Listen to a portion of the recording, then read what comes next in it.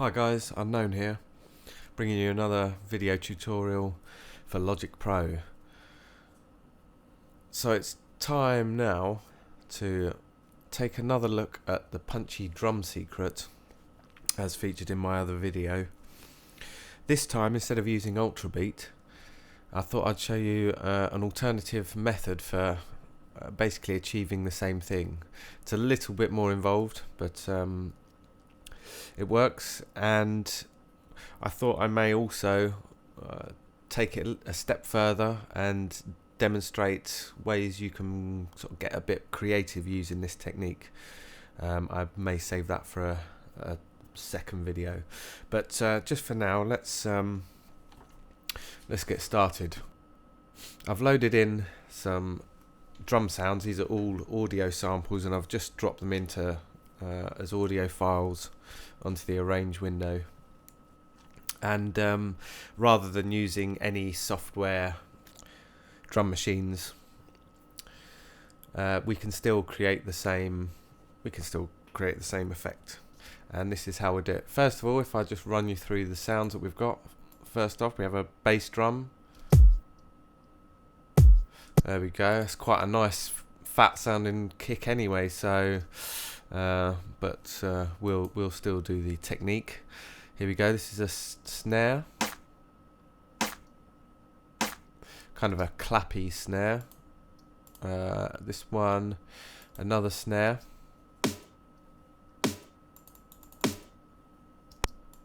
and this one is actually one I made myself. I sampled a snare from a Lamb of God track, and then I think I mixed it with another snare and bounced that down. Then we've got a simple kind of hi-hat sound, and then just for good measure I thought I'd add a little bit of crackle, some vinyl crackle.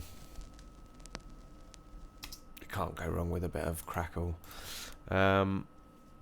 Okay, so first things first, before I actually show you how to add a sine wave to these audio parts, I'll add it to the kick drum and one of the snare sounds. But before I do that, I'll just talk you through some other processing techniques, which is basically just using parallel processing to add a bit of parallel compression and just sending the sounds out to a reverb channel. So I've already kind of got this set up, but we'll just go through it. So for the kick, I've added no EQ or anything onto the channel strip at the moment. Let's go to this first snare. Let's set up a loop quickly. Okay, so the first thing I've done, I've opened up channel EQ. I'm very simply just cutting out all the frequencies below 144 Hertz, and then boosting some of the upper, mids and high frequencies. And then I'm also using this plugin by Softube, which is a saturation knob, and I've been really liking this plugin. It's very simple. It's basically got one knob that you turn the amount of saturation you want, and then you've got this selector switch which allows you to either keep the high content intact and just saturate the other frequencies. You can keep it natural, which I assume means that you keep in the mids kind of unsaturated and it's saturated in the highs and the lows, or keep the lows and saturate the rest. So what did I have that set to? I can't remember. Okay, yeah. But yeah, let's have a little listen.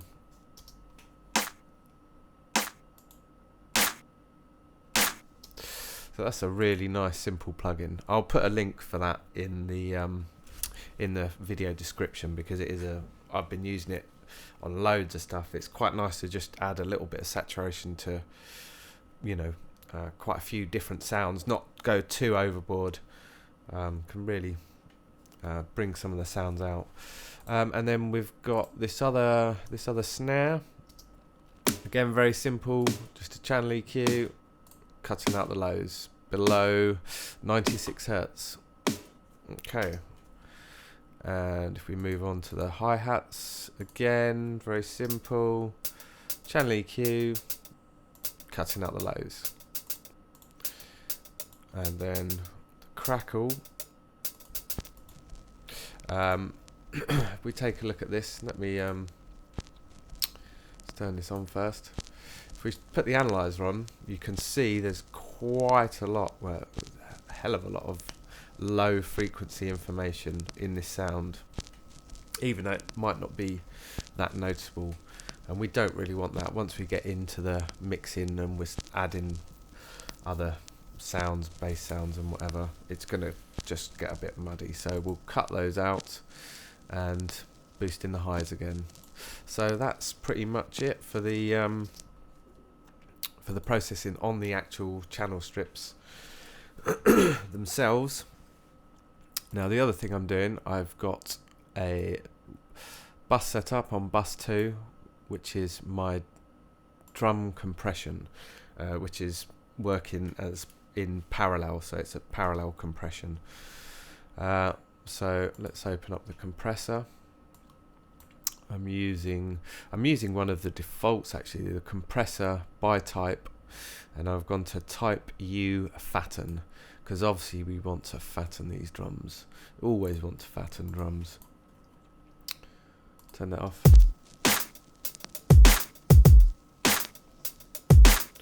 So that's without the compressor, and I'm sending let's enable these. That would help. Okay, so all of those sounds apart from the crackle are being sent to that drum compression, which will help to sort of group them and glue them together as well. So this is without.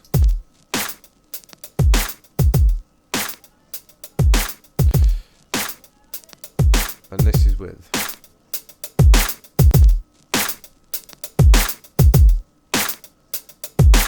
So that's a nice way to and it's something I use a lot, a great way to add extra beef to your drum sounds. And other than that, we're just adding an EQ, channel EQ, just shaping the sound ever so slightly. It's not really doing a lot. Another thing I quite often do is add distortion to the drum compression channel. You can choose any distortion you want, any of the stock plugins. Again, that saturation plugin is very good for this. Now, when I'm doing this, I would probably generally use the setting of keep the low information intact, because we don't want that getting too unwieldy. I don't know. We don't want it getting too wild anyway in the low frequencies. But let's just have a quick listen how that sounds. Let's dial it in a bit.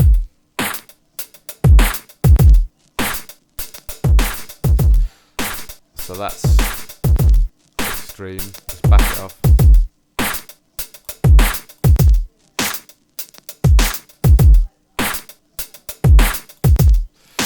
So I'm going to leave it off in this case, but it is adding quite a nice bit of grit and extra harmonics to richen that sound up. Okay, let's get on with it. So yeah, the only other thing really I need to mention before we go into actually there's a couple of things. We've got a reverb. This is on the snare, just the first snare sound, and the hats. And very simply, again, we've got a channel EQ, just a low shelf and a high shelf, and then a space designer, and we've got the large and dark preset. So that adds a little bit of ambience and space to the sound. Okay. And yes, the other thing I was going to mention, I've just got a little bit of processing on the on the stereo output. The first thing I almost always do this is I've just added a very simple gain plugin, and this allows me to just pull the gain down if I'm sort of peaking and clipping without having to pull down multiple faders. It's a very quick solution to avoid me clipping on the stereo output. I'm just adding a little bit of the overdrive, which is one of the stock distortion plugins in Logic, and basically I've got a 2 dB push on the drive, a minus 2 dB cut on the output. I've got the tone set up at all the way up at 20 kilohertz, and this adds it's quite a nice thing, a way of adding some extra. It's basically like using the saturation plugin I showed you earlier. Just add some extra harmonic sort of content, and just boost the sound overall. So let's have a quick listen.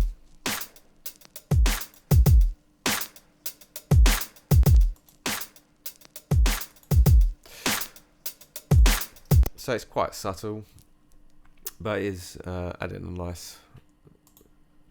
nice flavour. And then an EQ which is doing almost nothing, just pushing up, just a high shelf, pushing up some of the highs. And then I've brought down the overall gain on here just to make sure we weren't peaking. Okay, that's everything. So let's now look at how we go about adding a sine wave to the kick drum.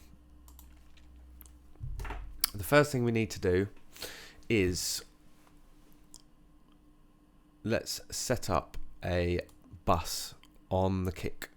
So I'm going to come down to bus 3, and let's turn the send amount up.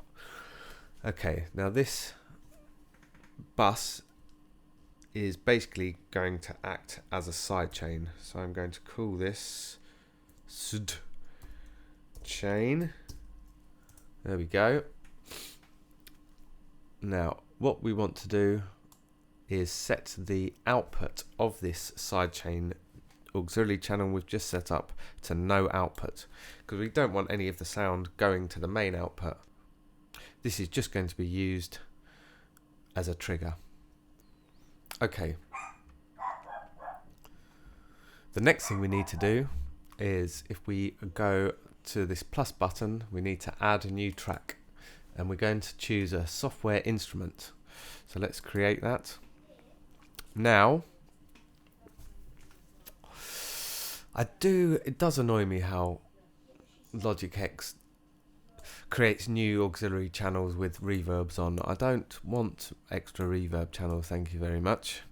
Okay, now we need to come here, and we're going to be selecting an instrument which is under the utility menu in Logic Pro X. I believe in Logic 9 it's just in the normal list, but in Logic X, if we come down to utility, and we're going to select Test Oscillator, and we're going to keep it in mono. Okay. Ooh, can you hear that? Let's turn that off for a second. Now this is basically giving us a sine wave, if we've got it selected on the sine wave. Let's turn it back on, sorry. Okay. And we can pitch it around, and because we're adding some sub punchy weight to a kick sound, we want it quite low, and I'm going to bring it down somewhere around there, 48 hertz. We want it low. Okay, now I'm going to turn it off again. Now again, this may be inaudible to you guys listening, depending on what speakers you're listening to, because 48 hertz is very low. But if you can't hear it, just well, I'll demonstrate what's happening by pitching it up, and then I'll put it low, and even if you can't hear it, hopefully you'll get a sense of what's happening. Okay, now the next thing we need to do on this test oscillator in software instrument, we need to come down to the dynamics, and we're going to add a noise gate.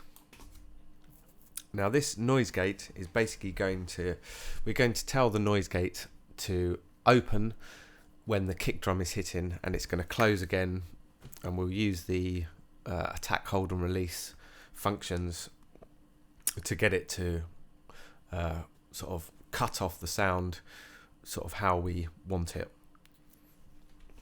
Okay, now before we do anything else, if we come up here to the sidechain drop down menu on the noise gate, and we're going to select that bus that we just created, bus 3. There we go. Now let's come back to the test oscillator. Let's turn this on, and I'm going to pitch this back up somewhere. Okay, let's solo the kick and the tone oscillator, and let's see if this noise gate is working. There we go. So the noise gate's working, it's doing its job. If I turn this off, we're back to a straight tone. Okay, now I'm going to push the threshold up. No, I'm going to pull it down. Let's leave it about there. Okay. Now I want the attack very quick, because I want it hitting as soon as that kick hits. Now the hold, I'm thinking we want this quite short.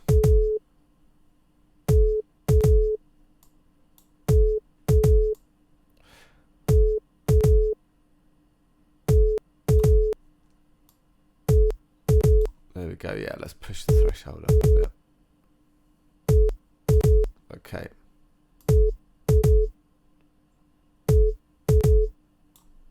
I'm basically trying to get a nice short decay on this tone, so that it sort of mimics a kick drum.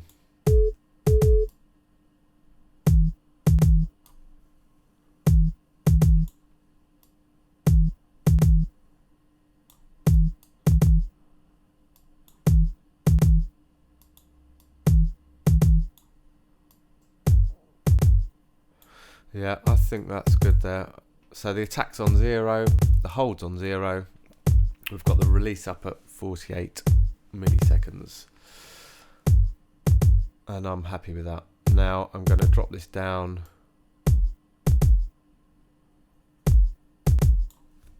There we go. Okay.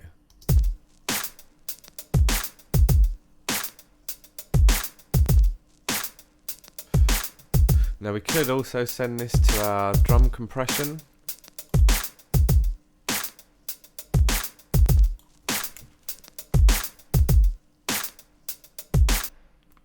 Okay, so let's play it with and without, and we'll see if we can hear any difference.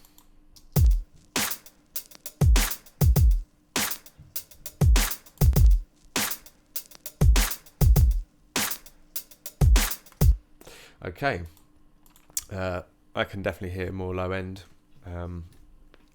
Hopefully, if you can't, if you're listening on sort of speakers that just don't generate those kind of lower subby frequencies, hopefully you get a sense of what was happening anyway with the sound. Okay, let's move on to the snare. So for this, we're going to use the exact same process. We can choose either of these snares to act as our triggers. It doesn't really matter, it will do the same job pretty much. It will affect the way that the noise gate is working, but they're both quite snappy sort of sounds. Actually, I'm going to use this one. I think this one's a bit more, it's got more attack. So we'll use that. I'm sure it would work just as well using the other snare sound. Okay, so let's choose another bus. Let's go to bus 4.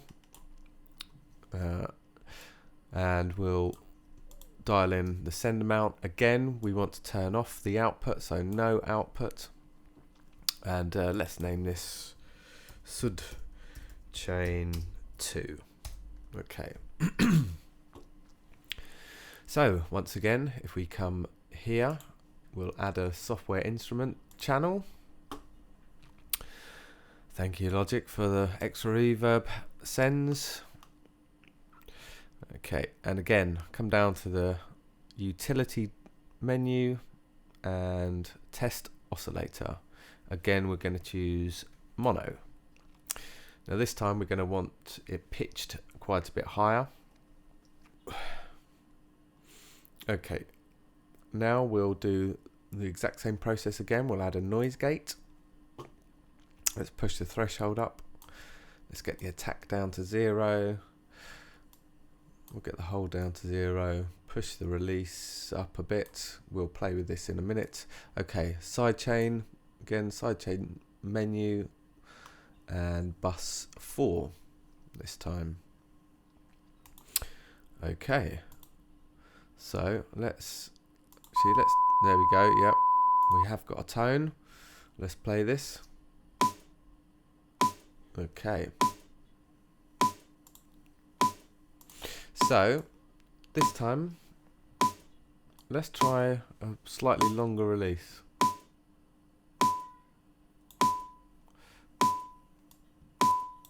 Push the hold up a bit. Maybe bring the release down. Okay, that's sounding quite good to me. Now let's try and find a decent frequency for this tone to sit at.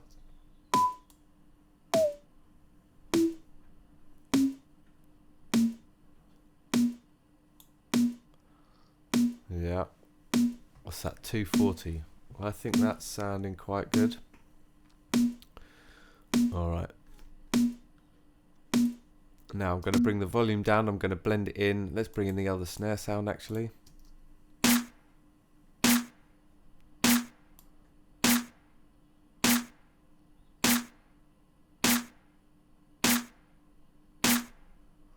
And we could maybe send it to our drum comp as well.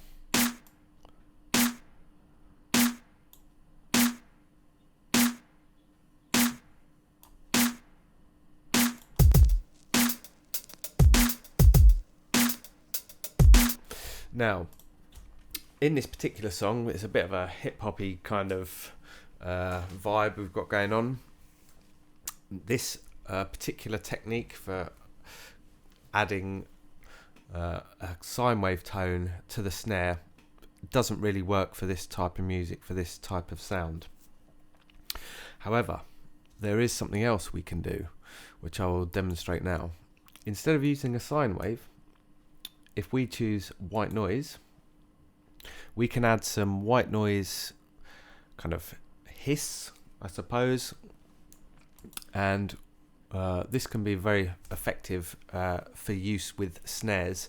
Can really help to thicken out the sound in the higher frequencies, and again help your sort of snare sounds stick through your mixes. So with that turned to white noise, let's have a listen to what that sounds like. Without. With.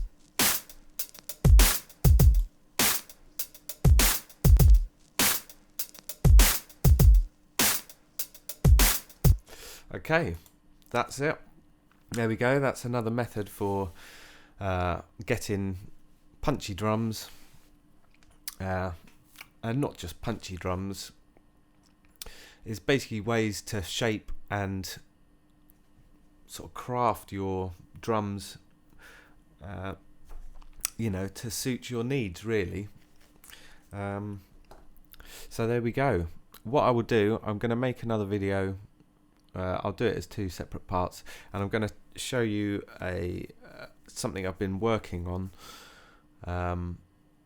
and it's not very good at the moment, but it does demonstrate some of the creative ways you can use these techniques and really sort of push the envelope of what's possible by adding these sine wave tones and white noise sounds. And well, yeah, so we'll be back in that video very shortly, I hope. Thank you again for watching. See you soon.